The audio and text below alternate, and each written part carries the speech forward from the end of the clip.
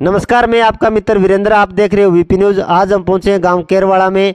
केरवाड़ा से एक हम युवा नेता से आपको मिलाते हैं जो जुझारू कर्मठ और मेहनती है, जिन्होंने पाँच नंबर जो जोन है जिला परिषद का, उस जोन से चुनाव लड़ने की भी तैयारी भी की थी और पूरी मेहनत कर रहे हैं पिछले 15-20 सालों से। तो आज हम उनसे रूबरू कराते हैं। उनका नाम है संदीप गोदारा, तो जो इनेलो पार्टी से संबंध रखते हैं। तो आज उनसे आपको रूबरू कराते हैं और जानेंगे पार्टी के बारे में, उनके इनेलो के बारे में और हल्के के बारे में क्या इनकी राय है। हाँ जी, नमस्कार जी। नमस्कार नमस्कार। क्या नाम है सर? सर संदीप गोदारा केरवाड़ा। आजकल आपकी इनेलो की परिवर्तन यात्रा चल रही है पिछले कई दिनों से, तो उस पर क्या कहना चाहोगे? परिवर्तन यात्रा बहुत मजबूती के साथ और बहुत बढ़िया चल रही है, ये आपने भी देखा होगा और काफ़ी पत्रकार भाई आपके आए थे, उन्होंने भी देखा।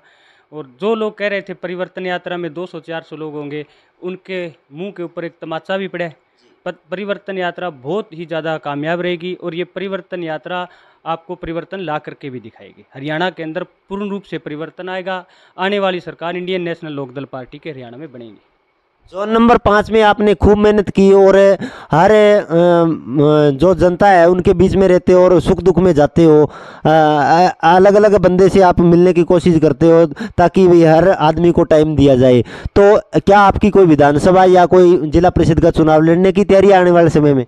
देखो, जोन नंबर 5 का मुझे पार्टी ने अध्यक्ष बना रखा है और अध्यक्ष के नाते मैं पार्टी की पूर्ण रूप से सेवा करता हूँ। और अभी अभी आप जब मेरे को पहले आपने कॉल की थी तो मैं अपने जोन नंबर 5 में ही था।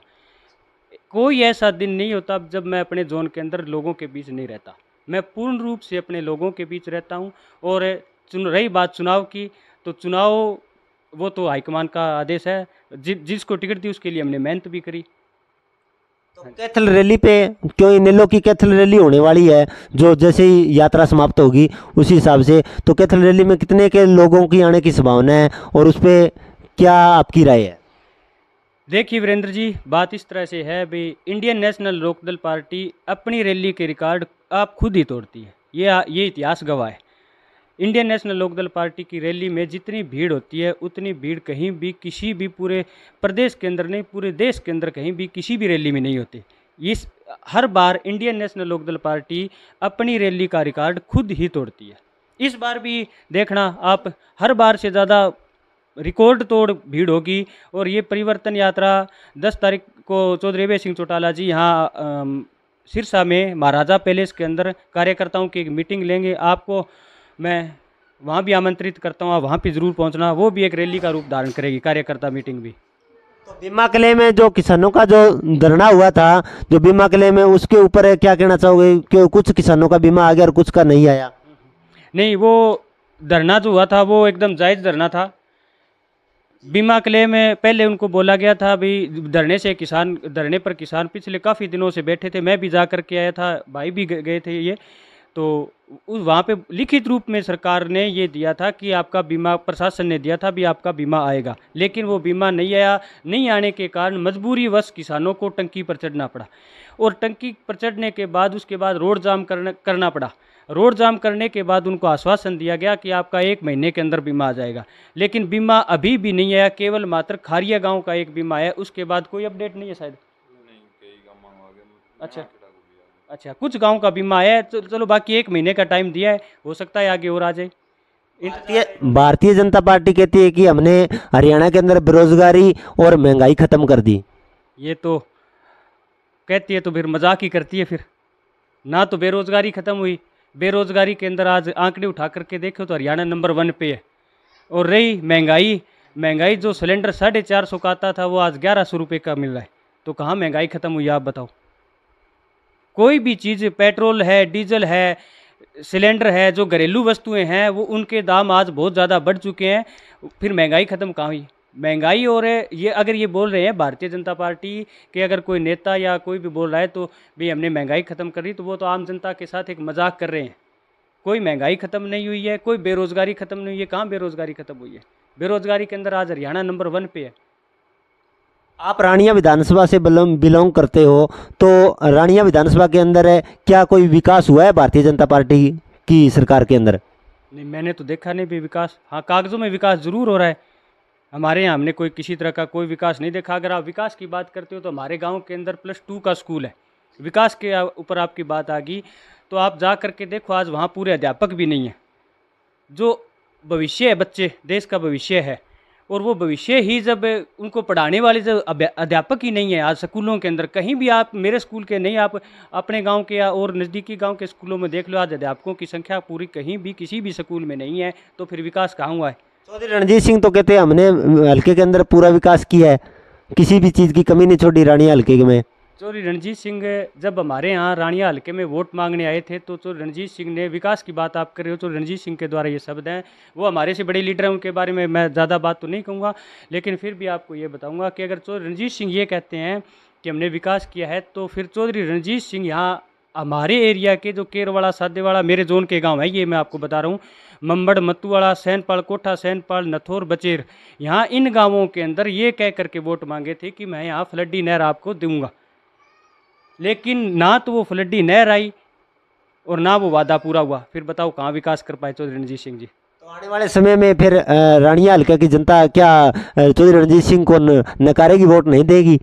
देखो, वो तो जिस तरह से विकास हुआ है उसी तरह से वोट मिलेंगे। आने वाले समय के अंदर रानिया हल्के से इंडियन नेशनल लोकदल पार्टी का जो भी उम्मीदवार होगा वो रिकॉर्ड मतों से जीतने का काम करेगा। धन्यवाद। ये थे हमारे साथ संदीप केरवाड़ा, जिन्होंने बताया भी महंगाई है जो भारतीय जनता पार्टी के अंदर चरम सीमा के ऊपर है, और इसके अलावा जो इनेलो की पार्टी की जो सरकार है वो हरियाणा में सरकार बनाएगी, और कैथल की जो रैली होगी, जो जैसी यात्रा समाप्त होगी उसके बाद में चौधरी अभय सिंह चौटाला जी रैली करेंगे, और रैली है जो रिकॉर्ड मत है जो तोड़ देगी, जितने भी रिकॉर्ड पीछे रैली किसी भी पार्टी ने की उनसे हटकर ये रैली होगी, और आप भीड़ देख सकते हो, और हमें भी आमंत्रित किया गया भी वहाँ जाके आप भीड़ खुद देखना कितनी की भीड़ होगी इनेलो पार्टी की। धन्यवाद। मैं आपका मित्र वीरेंद्र, आप देख रहे हो वीपी न्यूज़। वीपी न्यूज़ ज़्यादा से ज़्यादा देखने के लिए लाइक, सब्सक्राइब व शेयर करें।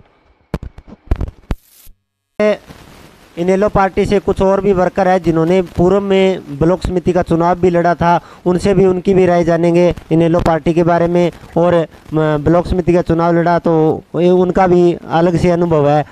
हाँ जी, नमस्कार। नमस्कार जी। क्या नाम है जी आपका? राजकुमार गोदारा। आपने ब्लॉक समिति का चुनाव लड़ा, आपका अनुभव क्या रहा? बढ़िया रहे जी, पहला चुनाव हुआ, सबसे कम उम्र में चुनाव लड़ा था जी, बढ़िया समर्थन रहा लोगों का, अच्छे वोट आए।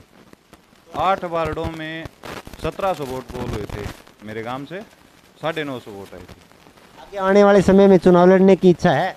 हाँ, अगर गांव का साथ हुआ तो ज़रूर लड़ेंगे। इनेलो पार्टी के बारे में क्या कहना चाहोगे?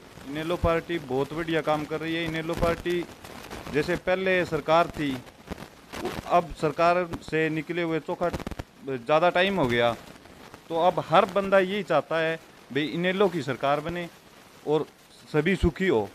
बीजेपी की सरकार में बहुत दुखी हुए हैं, किसान भी दुखी है, हर बंदा दुखी है बीजेपी की सरकार में। हाँ जी भाई साहब, क्या इनेलो दोबारा इतिहास रचेगी पुराना?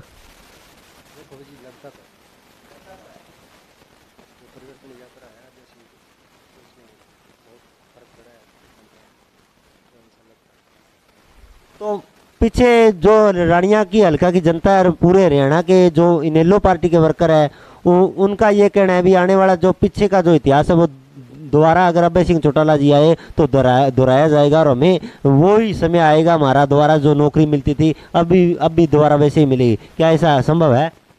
बिल्कुल जी, बीजेपी में बोल रहे हैं भी मतलब सिफारिश नहीं चलती। कौन कहता है सिफारिश नहीं चलती? पैसे देकर लगते हैं, लीडर खाते हैं पैसे। और इनेलो की जो भी है नौकरी दी है, नौकरी देने वालों को भी जेल के अंदर डाल दिया। बहुत बढ़िया सरकार थी, हर बंदा, हर किसान, मजदूर सभी सुखी थे। कोई पीसा अगर भाई इनेलो पैसे लेकर नौकरी लगाई है तो कोई साबित करे। भाई एक झूठी अफवाह फैला दी विरोधियों ने। अब की बार बहुत बढ़िया परिवर्तन यात्रा चल रही है, इसका भी बहुत बढ़िया रिजल्ट मिल रहा है और सरकार बनेगी, एक तरफी बनेगी। बीजेपी का कोई नेता रिश्वत लेता है, रिश्वत लेकर सर्विस देता है किसी को, तो ऐसा कोई आपके पास प्रूफ है? नहीं, प्रूफ तो नहीं है सर, नहीं बता सकते प्रूफ, और वो ये बातें बता नहीं सकते। बाकी है, गांव में भी है, एरिया में भी है, जोन में भी है, बहुत से है। खुद वर्करों को बीजेपी के लोग जानते ही नहीं और वो पैसे ले रहे हैं। बीजेपी का झंडा लगाकर। चलिए जी,